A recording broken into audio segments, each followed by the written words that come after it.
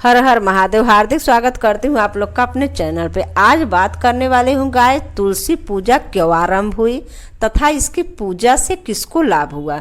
इस विषय में एक कथा प्रचलित है, उसको मैं सुनाऊंगी। तो प्लीज़ मेरे चैनल पर बने रहे, मेरे चैनल सब्सक्राइब, वीडियो को लाइक कर दे। चलिए शुरू करती हूँ। प्राचीन काल में जालंधर नाम का राक्षस ने चारों तरफ बड़ा उत्पात मचा रखा था। उसकी वीरता का रहस्य था कि उसकी पत्नी बिंद्रा का पवित्रता धर्म उससे प्रभाव से वह सर्वजयी बना हुआ था। उसके उपद्रव से भयभीत ऋषि और देवता मिलकर भगवान विष्णु के पास गए तथा उससे रक्षा करने के लिए कहने लगे। भगवान विष्णु ने काफी सोच विचार कर तथा उस सती का पतिव्रत धर्म भंग करने का निश्चय किया। उन्होंने योग माया द्वारा एक मृत शरीर बिंद्रा के आंगन में फेंकवा दिया। माया का पर्दा होने से वृंदा को अपने पति का शव दिखाई दिया। अपने पति को मृत देखकर उस मृत शरीर पर गिरकर विलाप करने लगी। उसी समय एक साधु उसके पास आए और कहने लगे, बेटी इतना विलाप मत करो, मैं इस मृत शरीर में जान डाल दूंगी। साधु ने मृत शरीर में जान डाल दी। भवातिरेक में बिंद्रा ने उसका आलिंगन कर लिया। बाद में बिंद्रा को भगवान का यह छल कपट ज्ञात हुआ। उसका पति जो देवताओं से युद्ध कर रहा था, बिंद्रा का सत्युत नष्ट होते ही वह देवताओं द्वारा मारा गया। इस बात का जब उसे पता लगा तो वह क्रोधित हो उसने विष्णु भगवान को शाप दे दिया। जिस प्रकार तूने छल से मुझे पति वियोग दिया है, उसी प्रकार तुम भी अपनी स्त्री का छल पूर्वक हरण होने पर स्त्री वियोग सहने के लिए मृत लोक में जन्म लोगे। यह कहकर बिंद्रा अपने पति के साथ सती हो गई।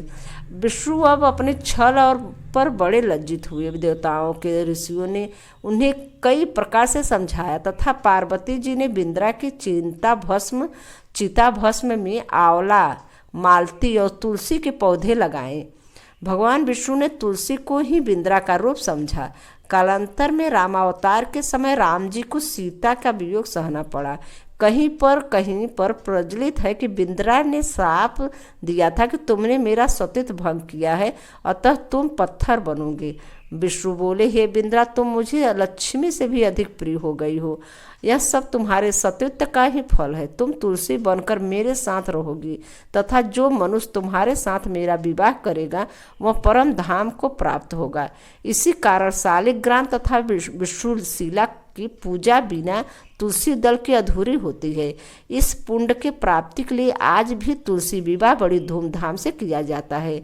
तुलसी को कन्या मानकर व्रत करने वाली यथाविधि से भगवान विष्णु को कन्या दान करके तुलसी विवाह संपन्न करते हैं लोग। तुलसी पूजा से प्रचलित एक कथा, आगे मैं कथा सुना रहा हूँ। एक परिवार में ननद भाभी रहती थी। ननद अभी कुंवारी थी, तुलसी की बड़ी सेवा करती थी, पर वह भाभी यह सब फूटी आंख नहीं सुहाती थी। कभी कभी तो भाभी गुस्से में कहती कि तेरा विवाह होगा तो तुलसी को खाने को दूंगी तथा तुलसी को तेरे दहेज में दूंगी।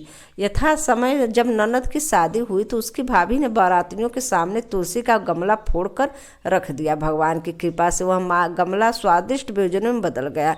गहनों के बदले भाभी ने ननद को तुलसी की मजरी पहना दी। वह सोने के गहनों में बदल गई। वस्त्रों के स्थान पर तुलसी का जनेऊ रख दिया तो वह रेशमी वस्त्रों में बदल गया। चारों तरफ ससुराल में उसके दहेज आदि के बारे में बहुत बड़ाई हुई। उसकी भाभी की एक लड़की भी भाभी अपनी लड़की से कहती कि तू भी तुलसी की सेवा किया कर, तुझे भी तेरी बुआ की तरह फल मिलेगा। पर लड़की का मन तुलसी की सेवा में नहीं लगता था। उसके विवाह का समय आया तो उसने सोचा कि मैंने जैसा व्यवहार अपनी ननद से किया उसी के कारण उससे इतनी इज्जत मिली, क्यों ना मैं अपनी लड़की के साथ भी वैसा व्यवहार करूं। उसने तुलसी को गमला तोड़कर बारातियों के सामने रखा, मजरी के गहने पहनाए, वस्त्रों के स्थान पर जनेऊ रखा, परंतु यह सब बार बार मिट्टी ही रहा। इस बार मिट्टी ही रह गया। मजरी और पत्ते तो अपने पूर्व रूप में ही रहे तब जनेऊ ही जनेऊ रहा। तभी भाभी की बुराई करने लगे। ससुराल में सभी लड़की की बुराई कर ही रहे थे। भाभी ननद को कभी घर न बुलाती थी। भाई ने सोचा कि मैं बहन को मिल आऊं और उसने अपना इच्छा अपनी पत्नी को बताई। वह सौगात ले जाने के लिए कुछ मांगा तो भाभी ने थैले में ज्वार भरकर कहा कि तो कुछ नहीं, यहीं ले जाओ। वह दुखी मन से चल दिया। बहन की नगर में समीप पहुंचकर एक गौशाला में गाय के सामने उसने ज्वार का थैला उलट दिया तो गोपालक ने कहा कि सोना चांदी गाय के आगे क्यों डाल रहे हो। उसने उससे सारी बात बता दी। तब सोना मोती लेकर प्रसन्न मन से बहन के घर गया। बहन बड़ी प्रसन्न हुई। जैसे प्रसन्नता को बहन को मिली वैसे सबको मिले। तुलसी माता उसको सब जो भी उनकी विधिवत पूजा आराधना करेंगी माता तुलसी को सींचेंगी और उनको माँ तुलसी घर अन्न भंडार से भर देंगी। कथा यहीं पे समाप्त होती है। आगे मैंने आप लोग को कथा सुनाया। अब गए कल आंवला नवमी है।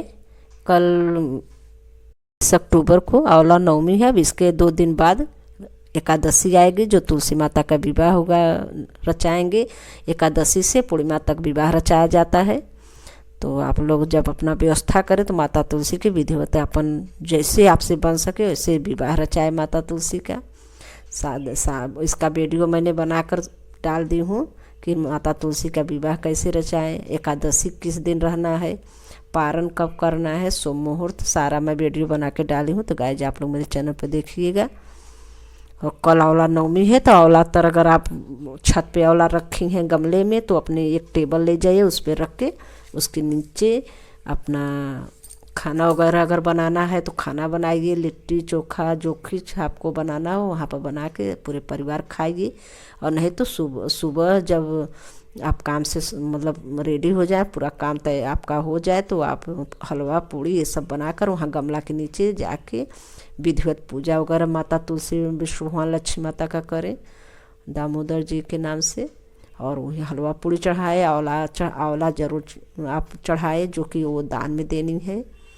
ये सब कर कर आंवला नवमी विधिवत माता तुलसी का माता लक्ष्मी और विष्णु भगवान का मनाए। और जो आंवला चढ़ाई होंगी वो दान में देना। इसका मैं विधिवत वीडियो डाल दी हूँ। तो आंवला किस दिन, आंवला नवमी किस दिन है, कैसे पूजा करनी है, सारा मैं वीडियो बनाई हूँ।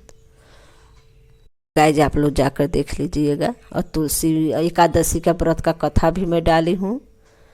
और ये तुलसी माता का कथा का वीडियो इस बार मैं डाल रही हूँ।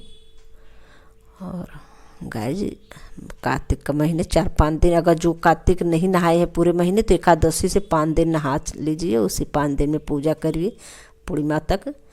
एकादशी को विवाह कराइए माता तुलसी का, जैसे आपसे बन पड़े वैसे कराइए। इसके बाद पूर्णिमा को हलवा पूड़ी चढ़ाकर 108 हवन कर दीजिए। 108 दीपक वो था बाती का दीपक जलाइए। जो कच्चा धागा आता है उसी का एक एक रेशा गिन कर 108 बना लीजिए और उन्हीं का दीपक जरूर जलाइए। 108 बार हवन करिए, पूड़ी हलवा चढ़ाइए। फिर माता तुलसी की क्यारी के पास खूब अच्छे से ये सब चढ़ाने के बाद अपनी इच्छा जो हो घर और वगैरह बनाने को तो वहाँ पे बनाइए, अपना घर बनाइए, माता तुलसी से मांगिए।